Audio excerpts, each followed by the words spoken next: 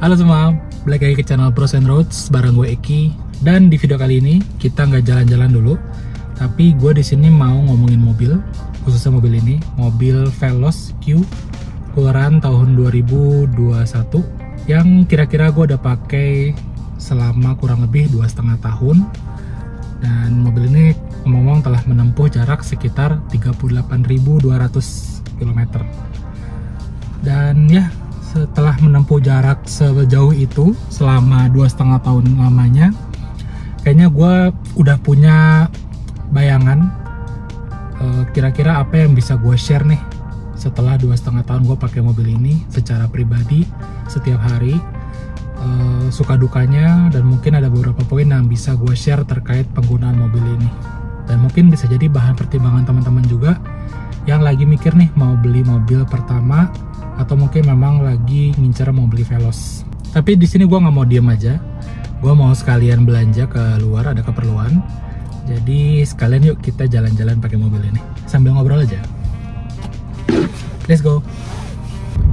Nah, jadi setelah gue menggunakan mobil ini selama 2,5 tahun lamanya, ada beberapa poin yang mungkin bisa gue share ke teman-teman semua untuk jadi bahan pertimbangan, untuk jadi poin-poin yang bisa mungkin membantu teman-teman mau beli atau nggak beli mobil ini gitu ya. Gue rasanya sih di sini mau ngomong secara apa adanya aja, karena balik lagi gue ngomong positif atau ngomong negatif nggak bakal berdampak apa-apa ke gue juga, karena gue nggak dibayar sama Toyota. In fact gue bayar ke mereka kan, jadi gue nggak ada gue nggak punya kepentingan untuk ngebelain mobil ini juga. Gue nggak ada kepentingan buat ngomongin yang bagus-bagus doang gitu kan. But anyway, segitu aja disclaimernya. Kita ngomongin poin pertama dulu kali ya. Jadi setelah gue menggunakan mobil ini selama 2,5 tahun, gue tuh awalnya takut ya pas beli mobil ini, karena teman-teman boleh cerita dikit, gue tuh sebelum punya mobil ini, gue tuh sehari-hari pakai mobil Nissan Mars tahun 2011, yang mana teman-teman tahu itu mobil kecil, mobil city car yang ringkas, enak dibawa kemana-mana. Dan karena waktu itu gue masih tinggal di rumah mertua, yang rumahnya tuh di gang banget, gue tuh agak ragu teman-teman untuk beli mobil ini, karena gue takut mobil ini nggak masuk ke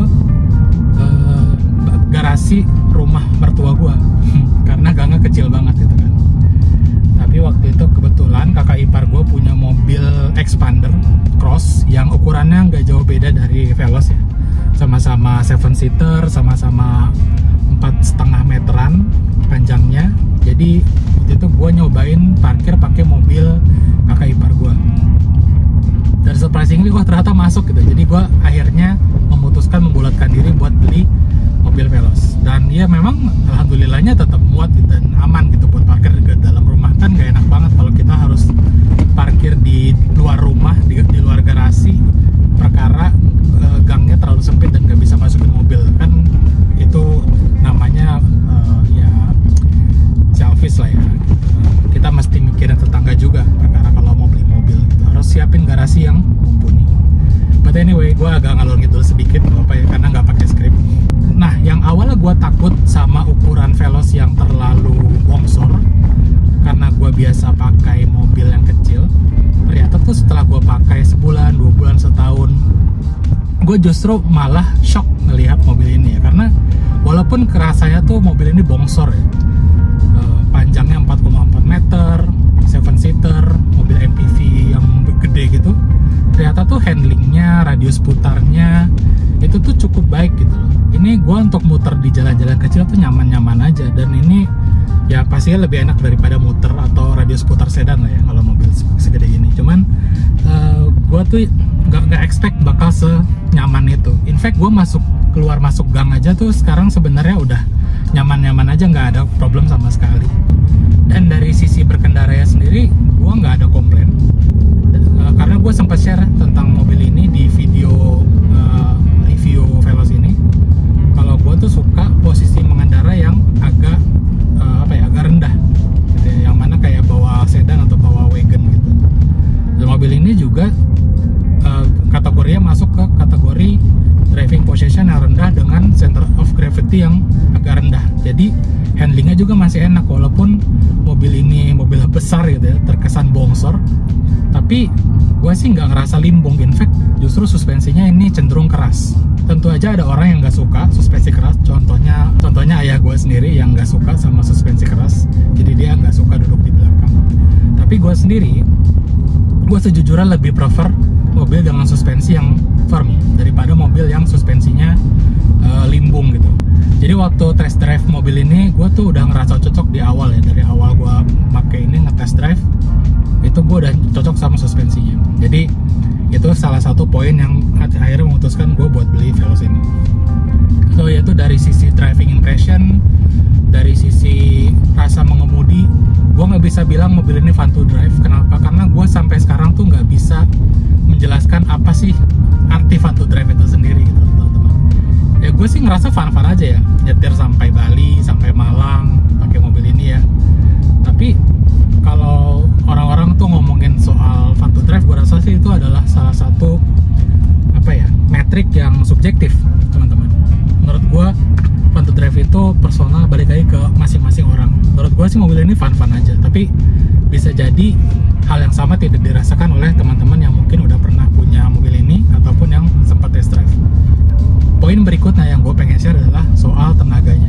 Gue tahu mobil Veloz ini sering banget jadi omongan terkait powernya, karena mobil ini dengan ukuran yang besar ini, PS yang dihasilkan tuh atau horsepower yang dihasilkan tuh rasanya kurang mumpuni.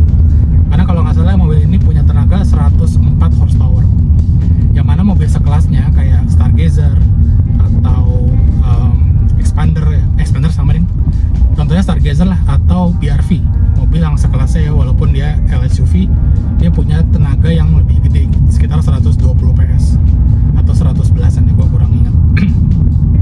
Jadi untuk kelas mobil ini di tahun-tahun segini, rasanya sih powernya tuh kurang ya. Tapi gue bisa bilang itu kurang di atas kertas, karena penggunaan gue 95% itu gue nggak pernah ada problem terkait power.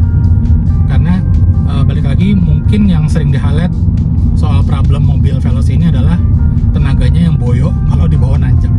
Yang mana gue setuju, mobil ini kalau dibawa nanjak berat. Dan gue udah bawa mobil ini ke Papandayan, isi 7 orang. Teman-teman pernah lihat videonya waktu gue ke Garut, itu isi 7 orang dewasa sama 2 orang anak kecil. Mobil ini naik sampai Papandayan, itu berasa berat banget, dan sampai di atas mobilnya mesinnya panas banget. Jadi kita harus cool down dulu di luar. Tapi buktinya faktanya tetap nanjak, tetap nggak ada masalah gitu di tanjakan. Karena kuncinya satu, teman-teman, jaga momentum.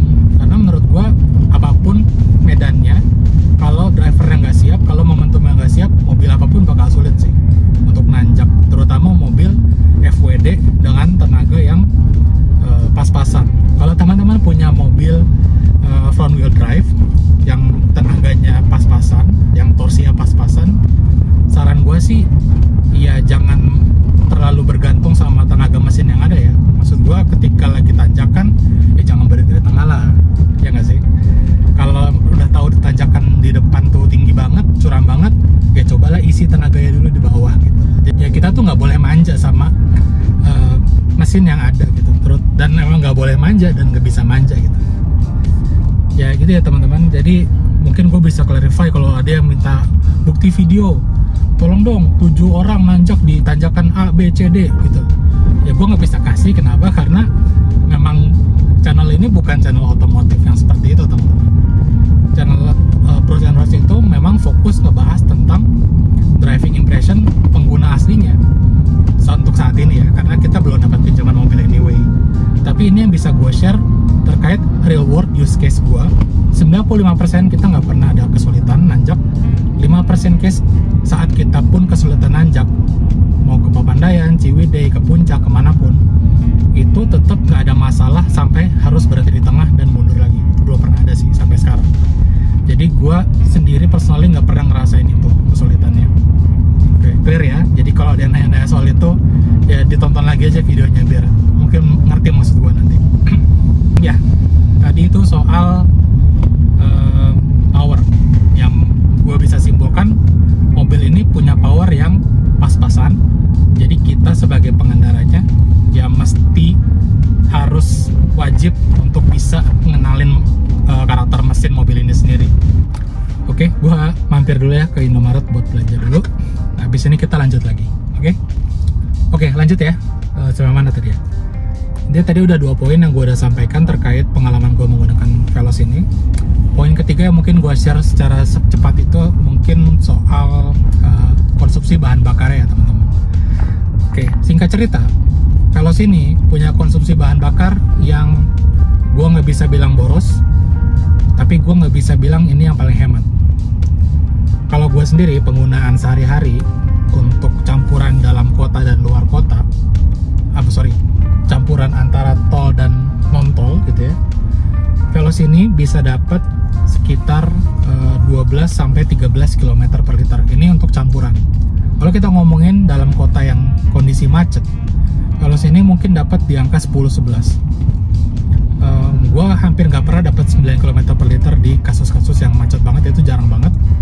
Kalaupun macet, standarnya gue dapat di angka 10 km per liter. Itu udah yang normalnya lah ya. Nah, gimana kalau di kondisi tol? Kalau tol sendiri, ya, maksudnya campuran yang mayoritas tol, angka yang bisa gue dapat itu di sekitar 17 atau 18 km per liter. Pernah nggak di atas itu? Pernah. Gue pernah sempat nyentuh angka 19 km per liter, tapi nggak pernah sampai 20 km per liter. Balik lagi, konsumsi bahan bakar itu banyak faktor ya teman-teman. Medan berkendara, supirnya juga berpengaruh, bensin yang digunakan juga berpengaruh. Even setiap mobil juga mungkin punya karakteristik yang berbeda-beda gitu teman-teman, nggak bisa dipukul rata. Jadi itu yang bisa gue share, data yang gue punya. Kalau teman-teman tanya sekarang average-nya berapa, ini sekarang di 12,5 km per liter. Ini gue nggak riset selama kurang lebih 4 bulan. Untuk gue khusus buat ngomongin, untuk buat ngeriset hasilnya, dan gue omongin di video ini ya teman-teman. Jadi gue nggak riset setiap ngisi bahan bakar. Ini angkanya 12,5 km per liter gitu teman-teman. Jadi silakan judge sendiri, silakan nilai sendiri apakah mobil Veloz ini termasuk mobil yang boros atau tidak boros. Menurut gue sih standar-standar aja dan gak ada komplain. Poin berikutnya yang pengen gue bicarain terkait Veloz ini adalah perawatannya yang mudah teman-teman. Jadi sebagai sebagai informasi aja, mobil ini masih service record di bengkel resmi Toyota di Auto 2000 di Cibubur ya, dan mobil ini udah jalan servis ke 5, dan bulan depan, bulan Januari, udah servis ke 6, dan OTP ini adalah servis gratis terakhir yang gue dapetin di mobil ini. Jadi mobil Veloz ini waktu itu dapat promo, kita dapat servis gratis tuh 6 kali atau sampai 50.000 km. Mana yang lebih cepat itu? Kebetulan memang 6 kali servis itu dihitung-hitung ya 2,5 tahun. Jadi mobil ini pas teman-teman lagi nonton, mobilnya mungkin belum diservis karena ini gue rekamannya di akhir Desember. Tapi gue bisa bilang selama gue servis di beres juga nggak ada problem, dan gue belum keluar biaya sama sekali. Tapi ini mungkin gratis di luar dari tambahan-tambahan yang gue minta sendiri. Contohnya waktu itu gue pernah minta jasa bersihin mesin, sama waktu itu semprot cairan anti tikus. Itu ada tambahannya, dan nggak mahal lah, sekitar 100.000. Dan kalau nggak salah dia juga suka kasih penawaran buat tambah-nambah seperti itu di luar dari servis gratisnya. Tapi nanti setelah servis ke-6 atau servis gratis terakhir, gue masih belum tahu nih apakah gue mau ngelanjutin di beres atau gue mungkin cari bengkel third party nih buat servis rutinnya. Belum tahu, tapi nanti kita coba cek sama-sama ya berapa biayanya setelah servis gratisnya selesai. Mungkin jadi video baru ya nanti. Tapi ya selama 2,5 tahun ini sih alhamdulillahnya nggak ada problem-problem yang gimana-gimana yang mesti bikin mobil gua tuh nginep di bengkel atau apapun. Nggak pernah, alhamdulillah. Udah 2,5 tahun. Jadi ya gue bisa bilang perawatannya mudah karena mobil baru lah ya. Mungkin beda cerita kalau teman-teman beli mobil ini kilometer capek udah 100.000, gue belum bisa bilang atau gue belum bisa cerita ada masalah apa. Tapi setelah 38.000 km atau setelah 2,5 tahun pemakaian gue sehari-hari dan di bawah road trip, belum ada problem yang bikin gue harus ke bengkel nginep. Gak ada. Jangan sampai lah ya. Jadi ya gue bisa bilang perawatannya juga mudah selama teman-teman ngikutin jadwal servis di bengkel resmi aja. Jangan sampai sampai telat untuk ganti oli dan ganti-ganti apapun yang mesti diganti lah ya, filter oli, filter angin, ya sampai yang sepele-sepele kayak air wiper itu juga harus dikontrol dan diganti secara berkala ya, untuk ngejaga mobilnya tetap seperti awal kita beli lah ya. Makanya waktu itu mungkin salah satu alasan kenapa gue milih Toyota juga mungkin karena ini mobil pertama gue yang gue beli secara baru gitu ya.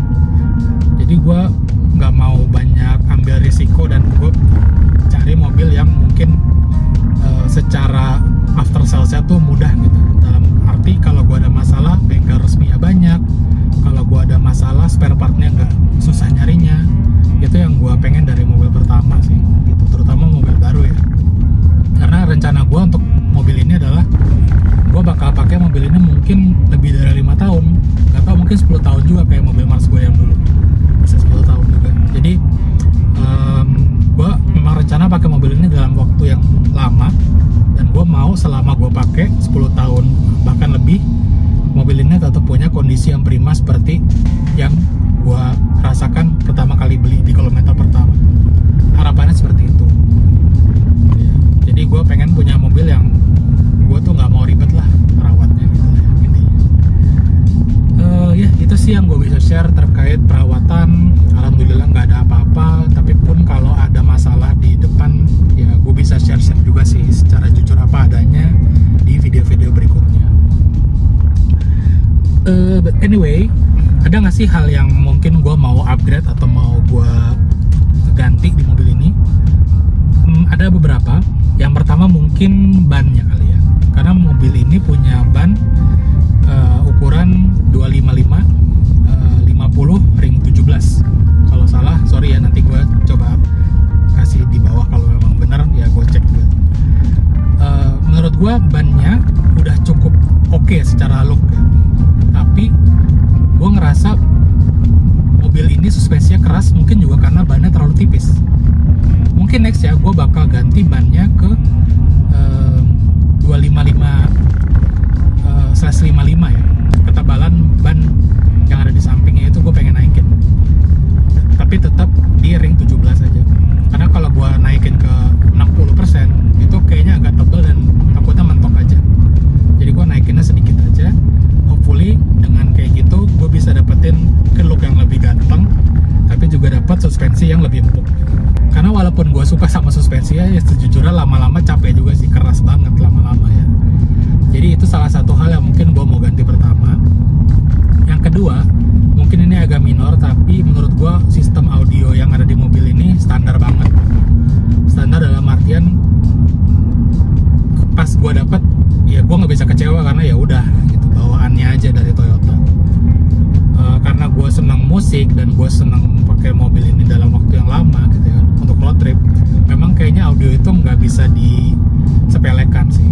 Jadi kalau ada uang lebih mungkin gue mau upgrade audio dan juga peredamnya nih, karena sejujurnya untuk di luar itu kondisi di luar road noise-nya, terutama suara di kolong ban itu suka nyaring kalau lagi di tol.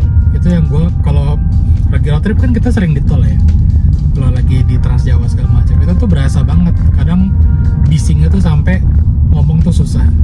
Itu kalau kita sudah nyetir dalam waktu yang lama. Nih, mungkin teman-teman dengar tadi ada motor yang lewat tuh kedengeran banget dari kabin. Jadi mungkin salah satu yang gua mau upgrade ya selain audionya ya peredamnya juga gitu. Mungkin yang ketiga yang sangat-sangat minor, gua mau ganti kulit joknya sih. Ini saat ini dia pakai kulit jok yang campuran antara fabric dan leather, yang untuk didudukin nyaman, tapi secara look gue lebih prefer yang agak mewah gitu, kayak pakai kulit, pakai napa leather atau gimana. Suka lihat-lihat gue di berbagai toko jok gitu ya, mode-mode Veloz dibuat bagus itu pakai leather warna burgundy, warna hitam tuh keren-keren. Cuman sayangnya gue masih punya anak bocah, dan anak bocah itu kalau di mobil jorok dia suka lompat-lompat, dia suka bawa suka berdiri-berdiri pakai sepatu, dan yang namanya leather itu lebih susah diberesinnya, lebih susah dibersihinnya dibandingkan dengan fabric. Itu udah fakta banget. Kalau pakai leather tuh pasti kalau minyak-minyak tuh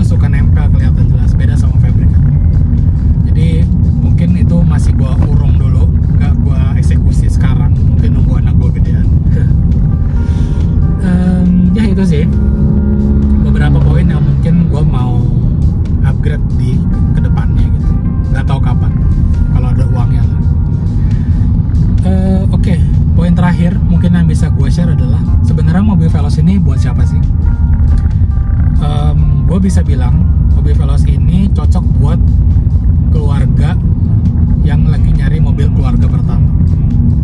Karena dari sisi harga mobil ini nggak terlalu mahal.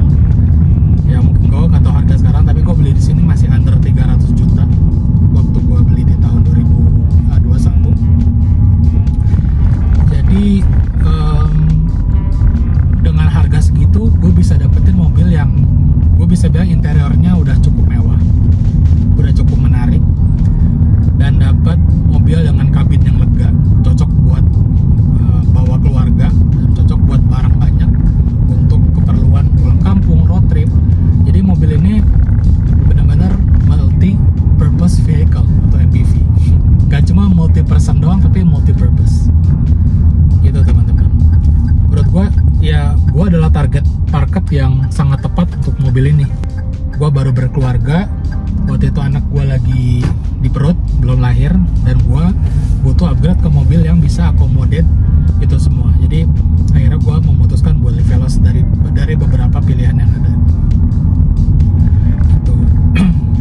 Dan buat teman-teman yang suka road trip, itu juga menurut gue poin yang penting, karena mobil ini tepat banget untuk teman-teman yang cari mobil untuk road trip. Ya karena ya teman-teman tahu sendiri, gue udah pakai mobil ini road trip kemana-mana, udah ke Bali, sudah ke Malang. Ya teman-teman lihat track record gue lah, kita bawa kemana aja, dan gue bisa bilang mobil ini sangat nyaman untuk itu. Dengan posisi mengendara yang rendah, center of gravity yang rendah, handling yang bagus, handlingnya oke, radius putar yang oke, dibawa kemana aja sih masih oke. Mau nanjak-nanjak, ke gang sempit, ke jalan tol, jalan raya, semuanya bisa dilibas deh.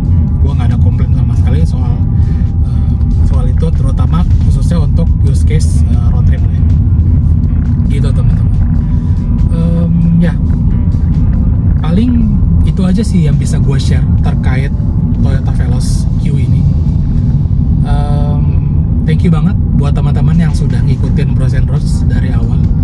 Channel ini sudah berumur hampir 2 tahun, dan kita alhamdulillah sudah punya lebih dari 3.000 subscriber. Sebuah pencapaian yang gue nggak pernah expect kita bisa punya subscriber sebanyak itu juga. Anyway, pertama kali bikin video, dan hopefully di tahun ke depan kita punya banyak rencana untuk bikin konten-konten yang menarik lainnya, lengkap dengan road trip yang mendatang, dan juga konten-konten otomotif yang masih seputar dengan road trip dan traveling.